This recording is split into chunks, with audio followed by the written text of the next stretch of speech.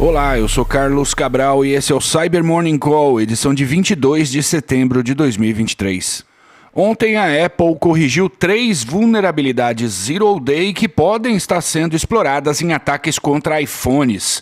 As vulnerabilidades também afetam o macOS, o iPadOS e o watchOS e permitem burlar validações de segurança, escalar privilégios e processar conteúdo web que pode levar à execução arbitrária de código.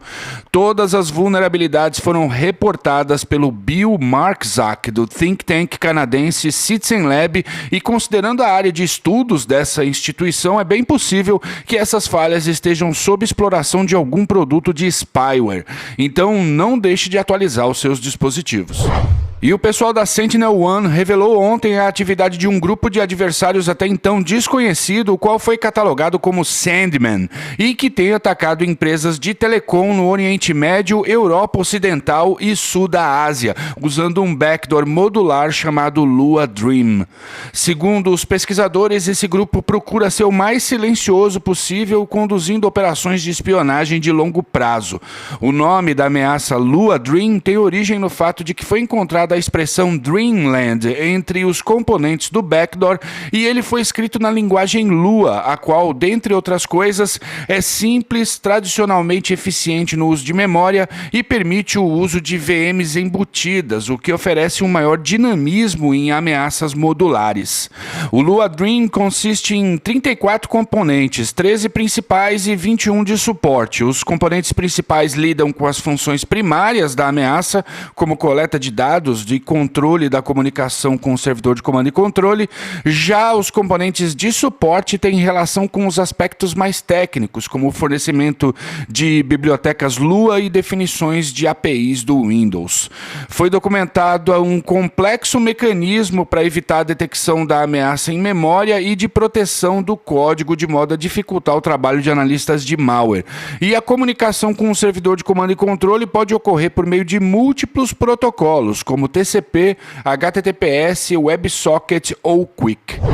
E repercutiu na imprensa especializada ontem um relatório da Kado Security sobre um aumento expressivo no tráfego da botnet P2P Infect. Os pesquisadores documentaram o crescimento de 600 vezes o seu tamanho entre os dias 12 e 19 desse mês, e a maioria dos comprometimentos foi relatada na China, Estados Unidos, Alemanha, Reino Unido, Singapura, Hong Kong e no Japão. A primeira vez que falamos do P2P Infect aqui nesse podcast foi no dia 20 de julho.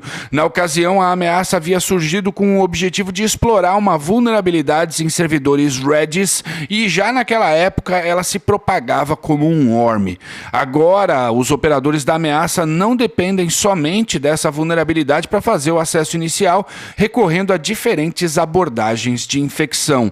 Segundo os pesquisadores, esse aumento repentino no tráfego do P2P Infect, abre aspas, coincidiu com um número crescente de variantes sendo observadas, sugerindo que os desenvolvedores do malware estão operando em uma cadência de desenvolvimento extremamente alta, fecha aspas.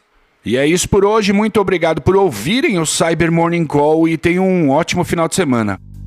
Você ouviu o Cyber Morning Call, o podcast de cibersegurança da Tempest. Nos siga em seu tocador de podcast para ter acesso a um novo episódio a cada dia.